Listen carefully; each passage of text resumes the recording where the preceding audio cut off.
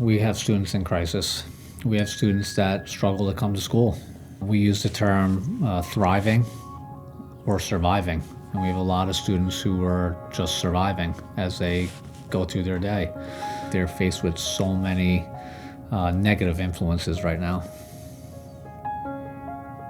If you really know your values and you know your true north, I tell kids then making decisions are easy. Fitness, health, wellness. A lot of kids, it's just not a value yet, but that's what we're working towards.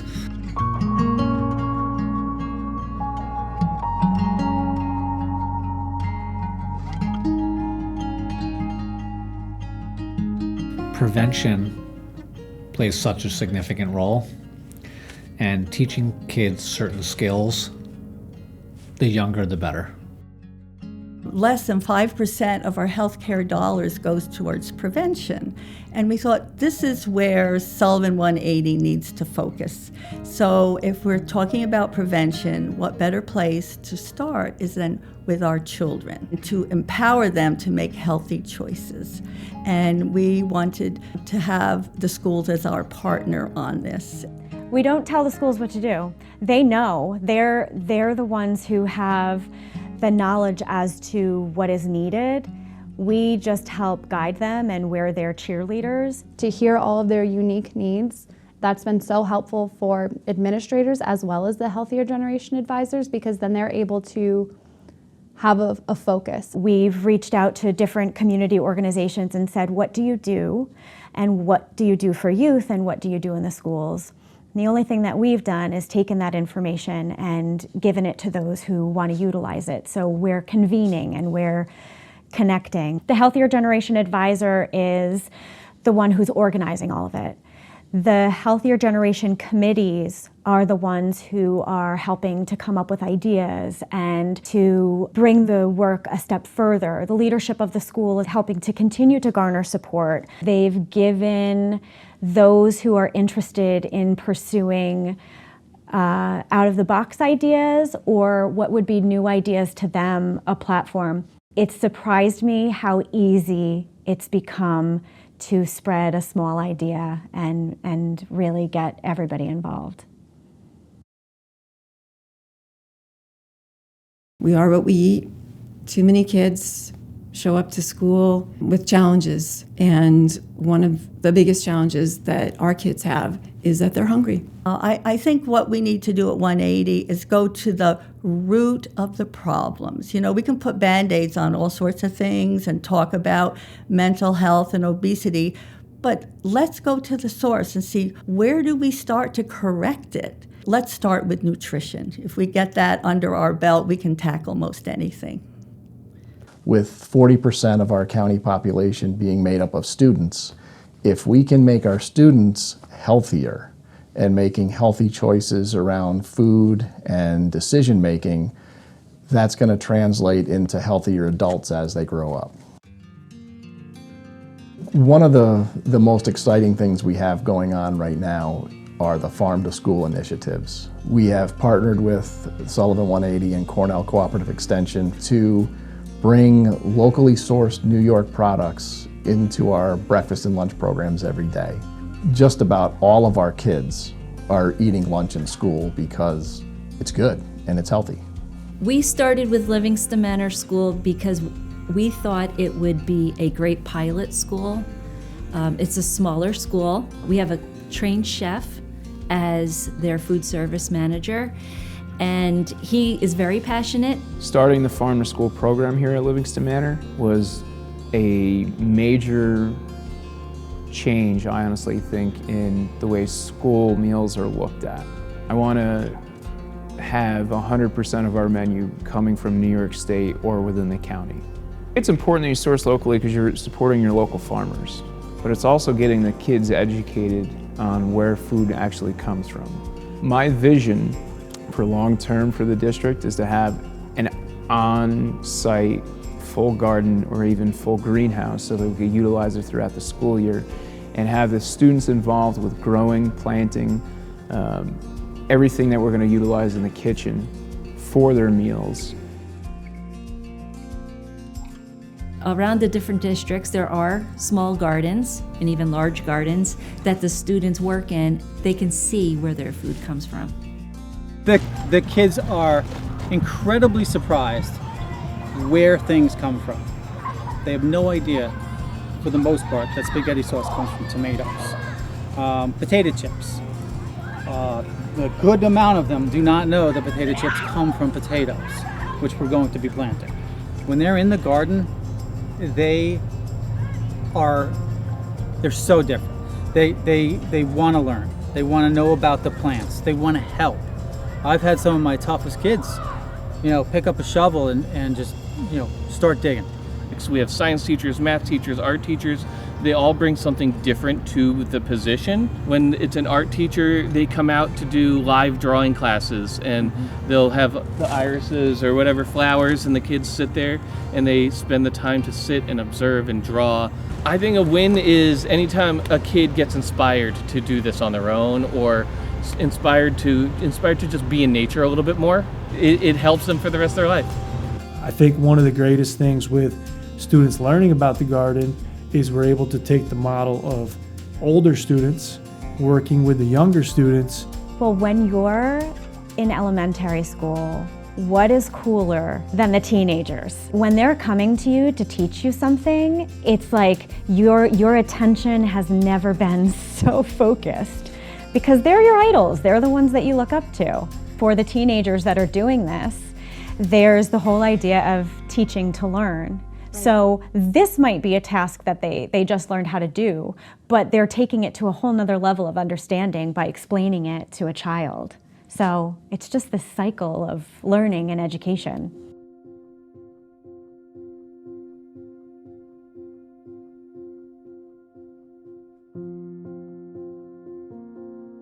You take a kid who is quiet, insecure, dealing with some trauma, and you take them out of the classroom and you bring them outside and you bring them into nature, and you have a different kid. You see a kid who is glowing, who is thriving, who is productive and positive and feeling empowered. We live in a county with some of the poorest health outcomes in New York State, and we also live in a county with some of the greatest natural resources and outdoor assets in maybe even the country. So where is the disconnect happening? It's our job with our partners, of course, to figure out how do we capitalize on these assets that we have to improve our health outcomes. School administration is reimagining their school grounds, so you have programs like the walking classroom and trails being built at schools and new playgrounds and new classrooms outside of the school four walls. So I think that has been a great consequence of this movement to get students engaged in nature, getting fresh air, kind of rethinking the classroom in general and the space in which children can learn. We've done a lot of work in the schools with yoga in the classrooms. So why not bring that outside when the kids are taking maybe like a mindful path and they're walking and they can do these stretches, downward dog, the tree pose.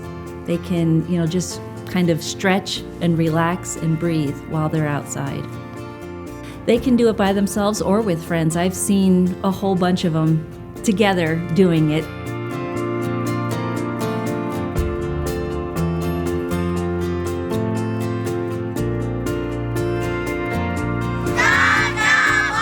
Our Gaga Ball pit is a highlight.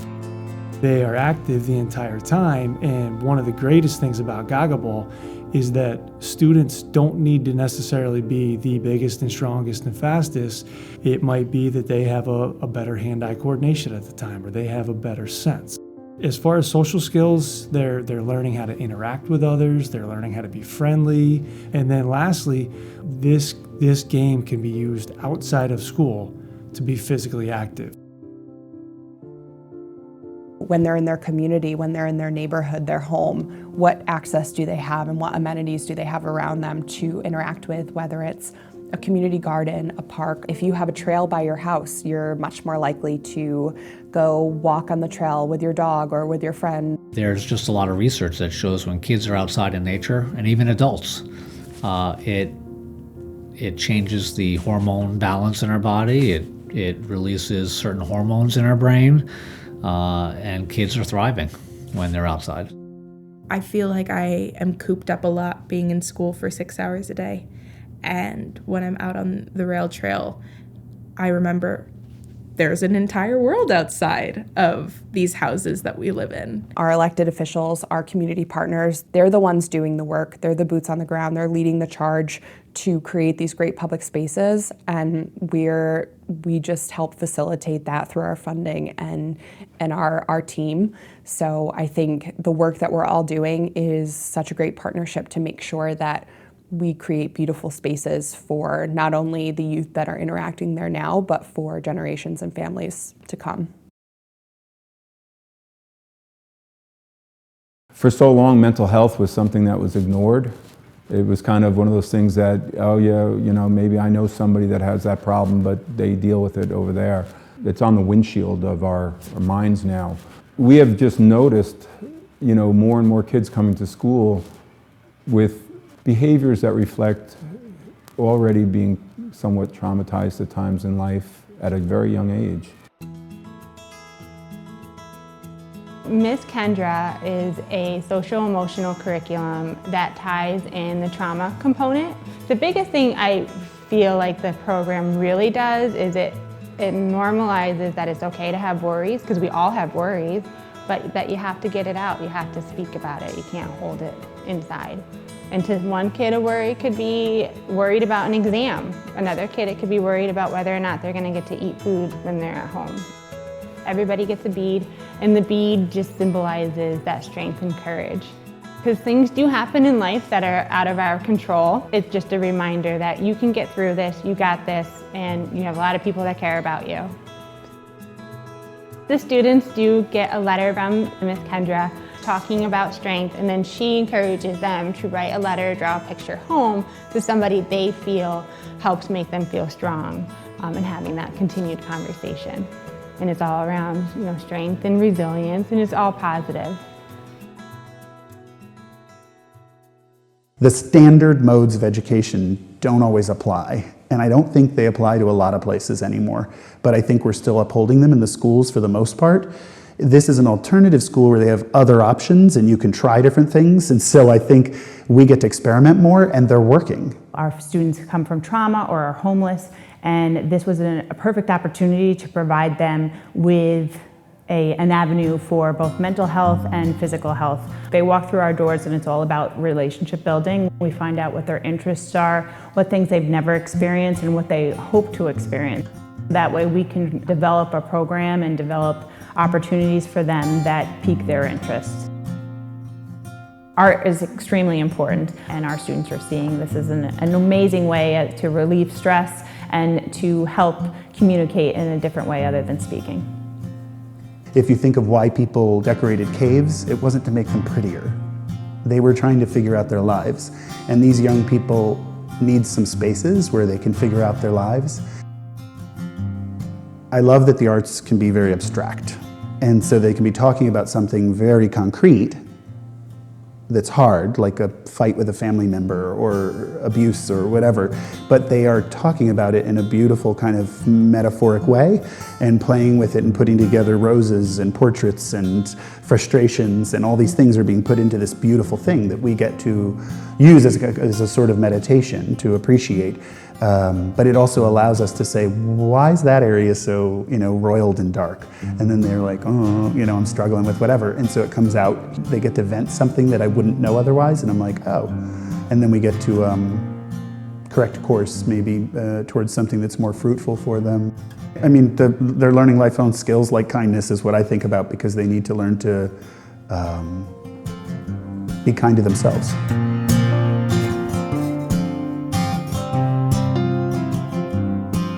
I think it's incredibly wonderful that there's a competition that's centrally focused on health. I think is not just unique in Sullivan County, it's probably fairly unique in in the country and probably the world. The reason we started with an Empowering a Healthier Generation competition is to get the attention of the school community. And through a competition, they'll work on some aspect of health. The competition is an opportunity for the schools to go to what could be considered the next level. And now they're implementing during this school year what could be a little bit of a larger project in the hopes that they will win the first place prize of $75,000 or the second place prize of $50,000.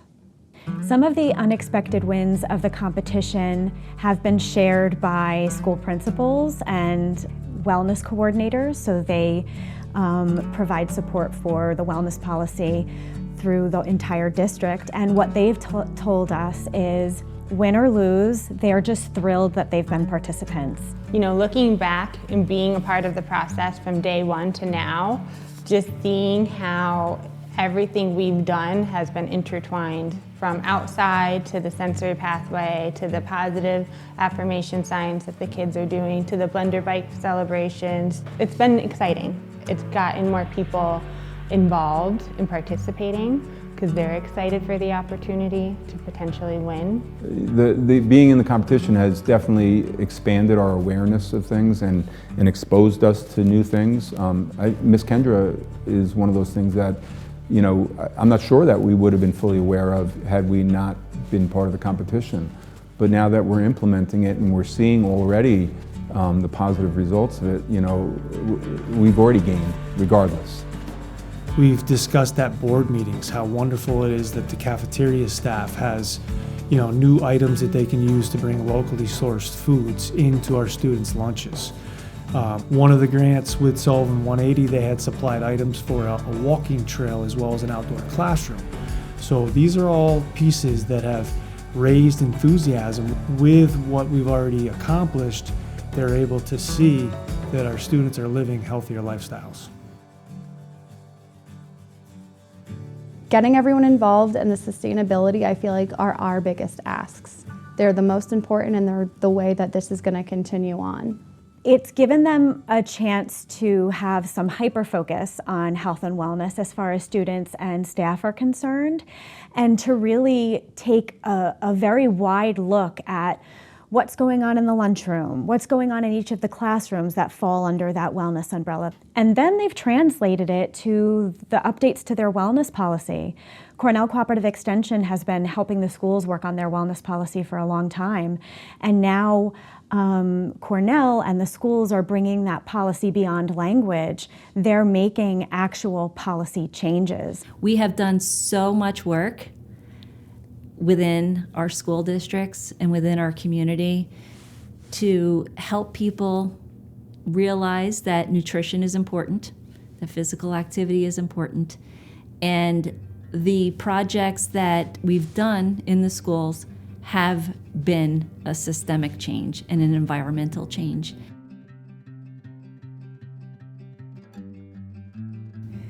There are a lot of people as individuals, small organizations, whether they're civic organizations or not-for-profits, who are trying to do good in this community. What Sullivan 180 has been able to do as a facilitator is to find those opportunities for success and to uplift, to support, and to find the resources necessary for each of us to do our part. Having those partnerships and sitting at a table with colleagues and so many people that are invested to help support a healthier generation is a win, not just for Liberty, but for Sullivan County and all of our students and our families and the communities as a whole. Everyone has a role in all of the projects and initiatives that we take on, from the students all the way up to the parents. You know, and I like to think of the teachers and the school staff are the ones that are facilitating those efforts between the kids to get to the parents. So in the end, you know, the whole family and the whole community win. So there's a way for everybody to participate. It's going to take the whole entire community, so I'm sure that there is something that you have to contribute, even if it's just showing up. Even if it's just maybe visiting the lunchroom and being a monitor so that we're able to get the salad bars back out, or the cross-generational opportunities between young kids with seniors. There's just so many options of how we could get the community involved. We'll only be able to do this together. It's not one person doing it, one organization doing it, it's teamwork, and we invite you to join with us all.